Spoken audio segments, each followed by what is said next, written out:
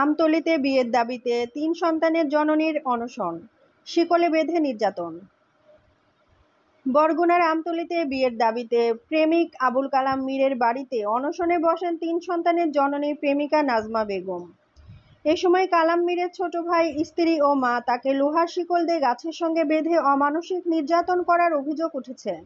ঘটনাটি ঘটেছে আমতলী উপজেলার পশ্চিম 18 গাছিয়া গ্রামে। জানা গেছে, 2008 সালে উপজেলার পশ্চিম 18 গাছিয়া গ্রামের রিপন মোল্লার সঙ্গে নাজমা বেগমের বিয়ে হয়। ওই দম্পতির 3টি সন্তান রয়েছে। 2022 সালে নাজমা বেগম খালাতো দেবর আবুল কালাম মীরের সঙ্গে প্রেমে জড়িয়ে পড়েন। এ ঘটনার জের ধরে গত 29 মার্চ স্বামী তাকে তালাক দেয়। গত রবিবার সন্ধ্যায় নাজমা প্রেমিক কালামের বাড়িতে বিয়ের দাবিতে অনশনে বসেন। ওই সময় কালাম বাড়িতে ছিল না। ওই দিন রাতে নাজমাকে কালামের ছোট ভাই বক্কর মীর, স্ত্রী লামিয়া জাল্লাকি বেগম, মা পরি বিবি লোহার শিকল দিয়ে গাছের সঙ্গে বেঁধে অমানসিক নির্যাতন চালায়। নির্যাতন তার 2 হাত, 2 পা, বাহু ও কোমর সহ শরীরের বিভিন্ন স্থানে রক্তাক্ত জখম হয়। পরে তারা তার চোখ ও গোপনাঙ্গে মরিচের গুঁড়া দেয়, এমন দাবি নাজমার।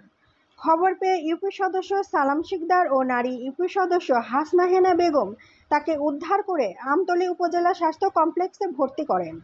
সোমবার রাতে ওই হাসপাতালের চিকিৎসক ডাক্তার রাশেদ মাহমুদ রুকনুজ্জামান তাকে পটুয়াখালী মেডিকেল কলেজ হাসপাতালে প্রেরণ করেছেন। আমতলী উপজেলা স্বাস্থ্য কমপ্লেক্সের medical officer doctor Rashed Mahmud Ruknuzzaman বলেন, ওই নারীর শরীরের বিভিন্ন স্থানে রক্তাক্ত জখমের চিহ্ন রয়েছে। তাকে উন্নত চিকিৎসার জন্য পটুয়াখালী মেডিকেল কলেজ হাসপাতালে পাঠানো হয়েছে। আমতলী থানার ওসি মোহাম্মদ আরিফুল ইসলাম আরিফ বলেন, বিষয়টি আমার জানা নেই। অভিযোগ পেলে আইনগত ব্যবস্থা নেওয়া হবে। তো আর ফোন এখন পর্যন্ত হাতে আছে কিনা আমি বলতে পারবো না। আমার লাগে এই সংযোগ মানে ঈদের পর থেকে আর সংযোগ নেই এখন পর্যন্ত। ওই যাওয়ার পর হইতে আর সংযোগ নাই। তারপরে আজকে কিভাবে আসলেন?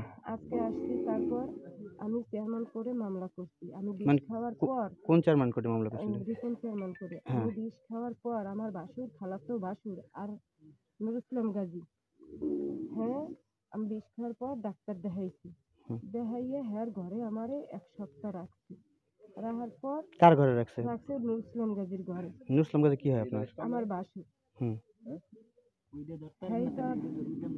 আমার স্বামী ঢাকা গনে আইয়ে পড়ছে, আইয়ে দেখো আমি ওই ব্যক্তি বিষ খাইছি, এই ব্যক্তি হেরা রাখছে আমার।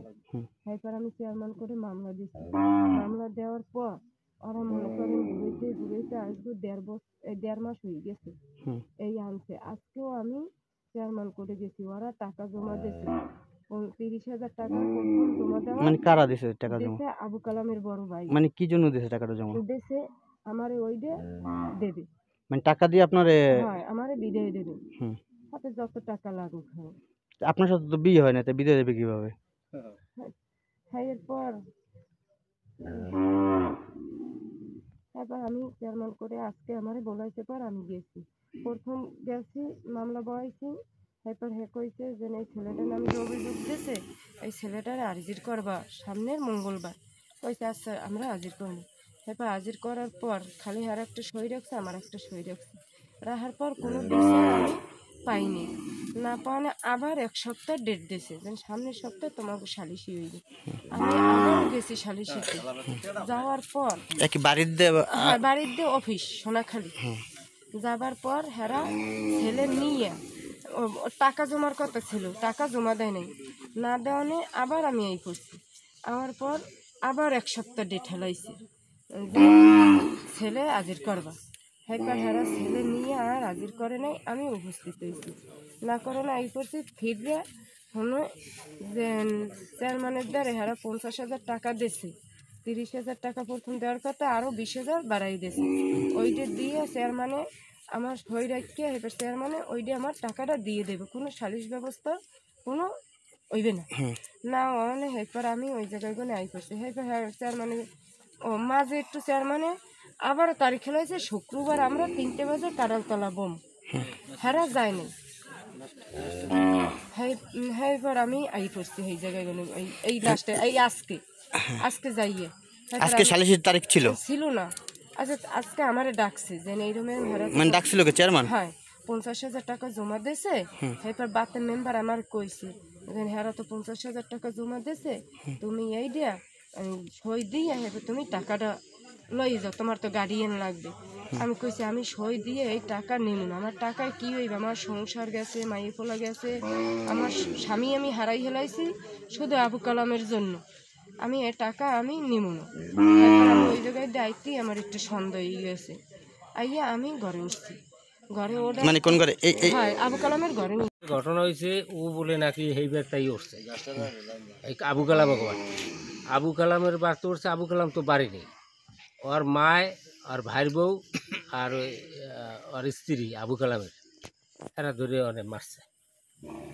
এই যে বাইন্দে বুনতে রাখছে, আসলে এই বিষয়টা কতটা বান্ধে সত্য? বুন্ধে রাখছে সেটা আমরা দেখিনি। আমি আসলাম দূরে, আমি ওইখানে একটা রাস্তা বান্ধে সেইখানে দক্ষিণ কান্দে, হ্যাঁ এখান থেকে 2 কিলোমিটার দূরে। তখন আমি খবর পাই যে ওই বাড়তে এই মিরাবাড়ি গন্ডগোল চলতেছে, এই মহিলা এই বাড়তে উঠছে আর মারতেছে। এই হেনি করে আমি হুন্ডা লইয়া আইছি, আইয়ে দেখি ওই আর ওইখানে বওয়া, কিন্তু আরে বাঁধছান তখন আমি দেখিনি। হাসনা মেম্বার হে আইসি একটু আমার আগে, হ্যাঁ হাসনা চেয়ারম্যানদের ফোন দিছি, চেয়ারম্যান কইতেছে মহিলা মেম্বারের খবর দেবে। আমি মহিলা মেম্বার কইছি আর হে আইয়ে পড়ছে, আমিও আইয়ে পড়ছি। আইয়ে তো এই ঘটনাস্থল দিয়েই মারছে টারছে। পরে আপনি নিয়ে আসছেন আপনার বাড়িতে? না আমি নিয়ে আসিনি, তাহলে? তারাই বাড়ি ধরে আমার বাড়িতে নিয়েছে। তা আপনার বাড়িতে আপনি আশ্রয় দিলেন কেন?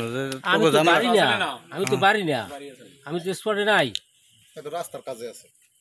মূলত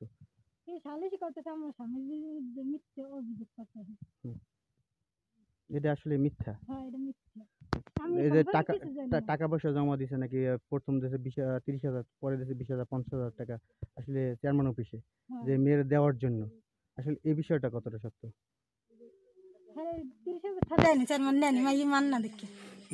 তাই যদি এরকম কোনো ঘটনা নাই ঘটে, তাহলে আসলে আপনার টাকা পয়সা দেওয়ার জন্য কি হয়েছে একটু শুনি। আইয়ে ঘরে উঠছে, ঘরে উঠছে শিক্ষা দিছে যে বউ আই করছে। তারপর আমরা আইসি আইয়ে হারে ধরে নামাই দিছি, নামাই দিস পর তাই রাখছে মেম্বার বাড়ি লই গেছে। মানে মেম্বার বাড়ি নিয়েছে কে? মেম্বার বাড়ি হারাই মেম্বারের আই লই গেছে। কোন মেম্বার এনেছে? এই মেম্বার মানে এই যে উনি তো যে আসলে সালাম মেম্বার, সালাম মেম্বার তো বলছে যে এ নাকি পরে আসছে, পরেই আসছে। তাহলে পরে আসছে, তাহলে এই জায়গাতে মেম্বার নিল কিভাবে? জানলেও বা কেমনে মানে জিনিসটা? জানছে ডাহাড়াই করছে না, ডাহাড়াই শুনে। কারণ মেম্বার ছিল নাকি অনেক দূর আমাদের মহিলাই নিয়েছে, মহিলাই নিয়েছে, মেম্বার নিজে না। মহিলা মেম্বার নিয়েছে না? মহিলা মেম্বার না, মেম্বার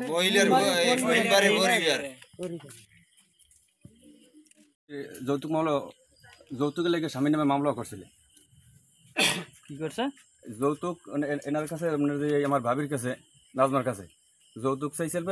যৌতুকের মামলা আমার এই ভাই নামে করছিল, রিপন নাম, ওনার ওই স্বামী নাম হচ্ছে রিপন। রিপন এত জেলও খাটছে, কিন্তু রিপনের মনে মনে যে এত বেতার, এত যে বদ, এই জন্য ওনার কাছে টাকাটা নেওয়া হয়েছে। টাকাটা নেওয়াইয়া উনি অস্বীকার করে ওনারা ডিপোজিট দিচ্ছে।